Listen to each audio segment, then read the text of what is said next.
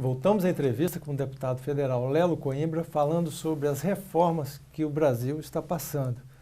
Deputado, no bloco anterior falamos da reforma trabalhista, né? Eu gostaria que o senhor também pudesse discorrer sobre as outras reformas e, mais do que isso, nos passar um pouco o momento, o clima interno do Congresso Nacional no momento que se debate praticamente uma prévia de uma disputa eleitoral para 2018, né? Nós temos, no campo das reformas, nós temos a reforma previdenciária, nós temos a reforma tributária e nós temos a reforma política. A reforma previdenciária está pronta no relatório aprovado na Câmara. Foi aprovado na comissão, falta ser votada em 2 turnos na Câmara, porque você vota, aí é uma mudança constitucional, são 308 votos a favor, um intervalo de 5 sessões e repete a votação para 308 votos a favor.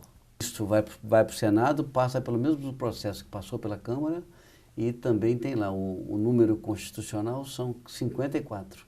Tem que ter 54 votos a favor, depois de passar pela comissão, com intervalo de 5 sessões e mais uma vez a votação de 54 a favor, para então ela se tornar e ser aprovada, se tornar lei.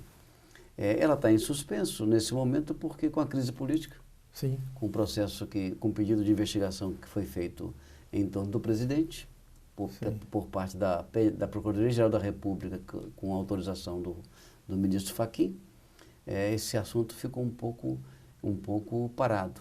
Nós vamos ter que, depois que passar essa crise, ver como que nós conseguimos aprovar ou esse texto que nós aprovamos na Câmara ou alguma forma menor de aprovar o tema Previdência sem ser esse conjunto todo, que é o que está se chamando de aprovação fatiada. Mas isso vai estar em avaliação, mas é uma reforma importante e necessária. Se nós não a fizermos nesse momento, nós vamos fazê-la em condições muito piores adiante, porque nós vamos fazer no modelo Grécia, que é um dinheiro que não sobra para nada, a não ser para pagar aposentado. Sim. E aí nós vamos ter que mexer nisso, cortando muito mais na carne do que as mexidas que estão sendo feitas agora. Deputado, uma das informações que a gente tem é que hoje mais de 50% do orçamento da União é aplicado no pagamento de aposentados, né? Nós estamos na faixa de cada R$100, 52 arrecadados, 52 vão para a aposentadoria neste momento, para chegar a 68,70 em 2026, para chegar a 107, portanto, menos muito rápido, né? em 2036. Sim, isso é uma curva significa assim, não aplica dinheiro em lugar nenhum, sim, exceto para pagar aposentado. Isso é impensável. Nós temos que resolver esse assunto ou bem trabalhado, e eu acho que esse momento é uma boa oportunidade, ou vai ter que ser feito a fórceps, como se chama quando a criança não quer sair e tem que usar um equipamento para forçá-la a sair com muitos danos na tentativa de retirar a criança. As outras duas são a tributária e a reforma política. A tributária, nós vamos ter que trabalhá-la por pedaços. Acho que uma grande reforma tributária vai ter que ser feita aí adiante. Nós aprovamos agora um tema, foi aprovado a semana passada no Senado, já tinha sido aprovado na Câmara na semana anterior, a chamada convalidação, que é os benefícios fiscais que cada estado tem. Eles estavam sendo questionados judicialmente pelo STF, foi convalidado com prazos para acabar. Então nós agora temos prazos na indústria, no agronegócio, na distribuição de mercadoria, prazos diferentes. Quando esses prazos acabarem, aí o tributo, essa forma de imposto será nacional e unificada. Então, em função disso, nós vamos ter aí que fazer mexidas e fazer modificações ao longo desse período para quando acabar esses benefícios a gente possa ter. Já é uma mini reforma tributária. Nós vamos ter outras coisas a serem mexidas.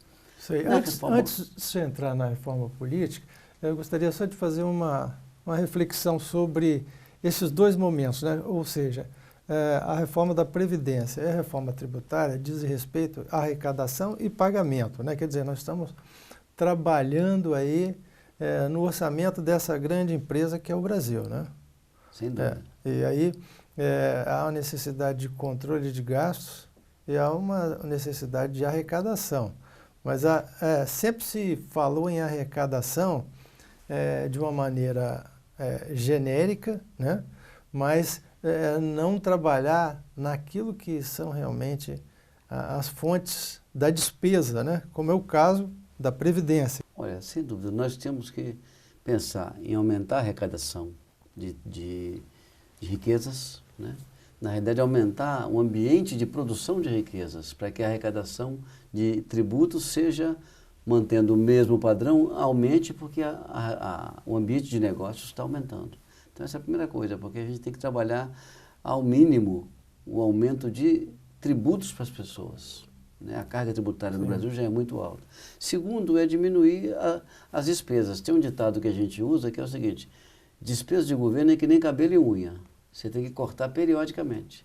Sim. Se você não corta, eles vão aumentando e você aumenta de maneira que você não tem controle. Por exemplo, eu gastava X quilowatts quando teve aquela restrição de energia no governo Fernando Henrique. Véspera do apagão. Nós fomos fazer um padrão de mexida no meu consumo de energia da nossa casa, eu, minha esposa e filho, e nós passamos a consumir metade, 45% do que a gente consumia. E sentimos falta? Nenhuma. Aliás, isso foi uma reação que a população brasileira teve, exemplar até a nível internacional, de reduzir aí, drasticamente a sociedade o consumo. Encarnou. Exatamente. E é um negócio interessante, você criar o hábito de apagar a luz quando você sai do lugar que você está, de você usar o chuveiro em um tempo definido, um conjunto de coisas.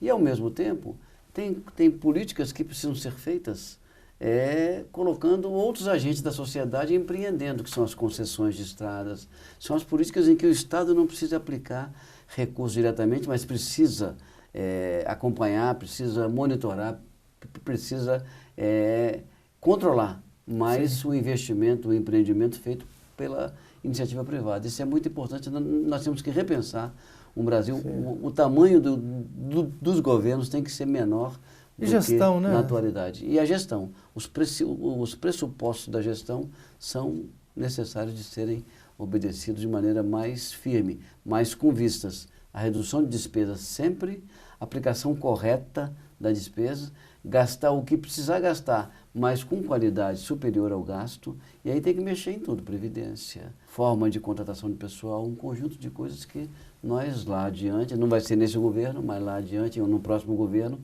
nós vamos ter que aprofundar, mas nós vamos ter que discutir isso na eleição do ano que vem. O governo que entrar em 19 precisa entrar com a autoridade conversada com a sociedade que vai votar no próximo governo, de que o que precisa ser feito vai ter que ser feito. Exemplo, na França, que o Macron acabou a eleição e está discutindo a reforma trabalhista lá, e previdenciária, porque ele discutiu com a sociedade que aquilo precisava ser feito e ele estava se colocando como pré-candidato e eleito para que isso pudesse ser feito. E ele vai fazer. Ele colocou isso durante a campanha eleitoral? Durante a campanha. É uma medida não muito comum, né? De quem está fazendo uma campanha prometendo o céu, né? É isso. Ele, nesse caso aí, ele conseguiu se eleger, né? Acho que esse debate tem que ser, a sociedade tem que... Até porque não tem mais céu. Né? Aliás, nunca teve. As pessoas que não se deram conta desse debate, agora ele se tornou emergencial. Bem, nós vamos ao último bloco da nossa entrevista, vamos a um rápido intervalo. Fique conosco.